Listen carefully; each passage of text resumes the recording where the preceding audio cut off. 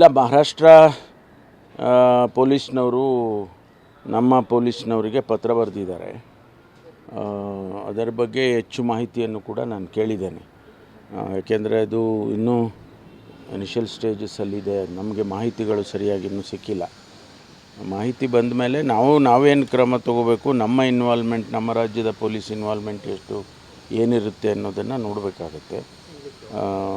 ಅದನ್ನು ಪರಿಶೀಲನೆ ಮಾಡಿ ನನಗೆ ಮಾಹಿತಿ ಕೊಡಿ ಅಂತೇಳಿ ಕೇಳಿದ್ದೇನೆ.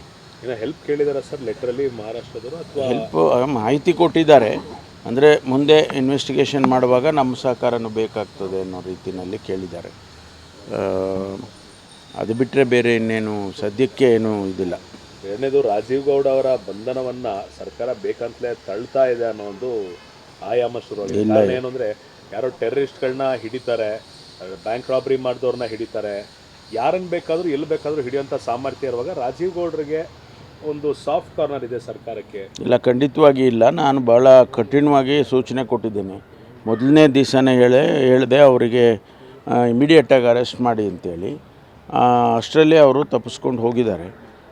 ಎಲ್ಲಿಗೆ ತಪ್ಪಿಸ್ಕೊಂಡು ಹೋಗ್ತಾರೆ, ಎಷ್ಟು ದಿವಸ ತಪ್ಪಿಸ್ಕೊಂಡು ಹೋಗ್ತಾರೆ? ಒಂದು ಖಂಡಿತವಾಗಿ ಹಿಡ್ದಾಕ್ತೀವಿ. ಅದರಲ್ಲಿ ಯಾವುದೇ ಮುಲಾಜು ಇಲ್ಲ, ಯಾವುದೇ ನಾವು ಕಾಂಪ್ರಮೈಸ್ ಕೂಡ ಇಲ್ಲ, ಯಾರ ಒತ್ತಡಕ್ಕೂ ನಾವು ಮಣಿಯೋದಿಲ್ಲ. ಇಲ್ಲಿ ಭಾಷಣ ಮಾಡಿರಲಿಲ್ಲ ಸರ್ ಜಂಟಿ ಅಧಿವೇಶನದಲ್ಲಿ. ಈಗ ಗಣರಾಜ್ಯೋತ್ಸವ ರಾಜ್ಯಪಾಲರ ಭಾಷಣ ಮಾಡ್ಬೋದಾ, ಸರ್ಕಾರ ಯಾವ ಥರ ಭಾಷಣ ಕೊಟ್ಟಿದೆ ಅಂತ ಚರ್ಚೆ ಆಗ್ತಾಯಿದೆ ಸರ್. ಅಲ್ಲ, ಅದು ಇವತ್ತು ಸಂಜೆ ಒಳಗಾಗಿ ಗೊತ್ತಾಗ್ತದೆ. ನಮ್ಮ ಭಾಷಣದ ಪ್ರತಿ ನನಗೆ ನೋಡಿಲ್ಲ ನಾನು. ಆದರೆ ಅವರು ಯಾವ ರೀತಿ ತೀರ್ಮಾನ ಮಾಡ್ತಾರೆ ರಾಜ್ಯಪಾಲರು ಅನ್ನೋದು ಇವತ್ತು ಗೊತ್ತಾಗ್ತದೆ. ಸರ್, ರವಿಕುಮಾರ್ ಅವರು ಒಂದು ಪತ್ರವನ್ನು ಬರೆದಿದ್ದಾರೆ ಸರ್, MLC ರವಿಕುಮಾರ್ ಅವರು. ಅದರಲ್ಲಿ ವಿಕಾಸ್ ಪುತ್ತೂರ್ ಅವರಿಗೆ ಕಾಂಗ್ರೆಸ್ ಸರ್ಕಾರ ಬಂದ ನಂತರ ದ್ವೇಷ ಭಾಷಣದ ವಿಚಾರವಾಗಿ ಒಂದು ನೋಟಿಸ್ ಜಾರಿ ಮಾಡಿದ್ದಾರೆ. ಇನ್ನು ಬಿಲ್ಲು ಜಾರಿಯಾಗಿಲ್ಲ, ಆದರೆ ಜಾರಿಯಾಗೋದಕ್ಕೂ ಮೊದಲೇ ಆ ನೋಟಿಸ್ ಕೊಟ್ಟಿದ್ದಾರೆ ಅನ್ನೋದು ಪತ್ರ ಇದೆ ಸರ್. ಯಾರಿಗೆ ಬರೆದಿದ್ದಾರೆ? ವಿಕಾಸ್ ಪುತ್ತೂರು ಅನ್ನೋರಿಗೆ, ಚಿಕ್ಕಮಗಳೂರು. ಅಲ್ಲ, ಪತ್ರ ರವಿಕುಮಾರ್ ಅವರು ಯಾರಿಗೆ ಬರೆದಿದ್ದಾರೆ? ಆ ವಿಚಾರ ಎತ್ತಿದ್ದಾರೆ ಇವರಿಗೆ ಸರ್, ಚಿಕ್ಕಮಗಳೂರು ಡಿಸ್ಟ್ರಿಕ್ಟ್ ವಿಚಾರ ಮಾಡ್ತೀನಿ.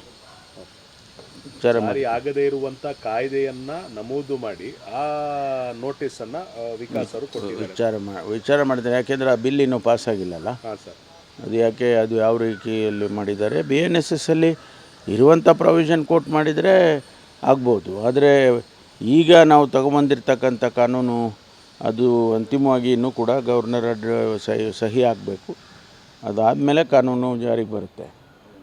ಅದಕ್ಕೆ ಮುಂಚೆನೇ ಅವ್ರು ಬರೆದಿದ್ದರೆ ಅದು ತಪ್ಪು. ಅದನ್ನು ವಿಚಾರ ಮಾಡ್ತೀನಿ ನಾನು.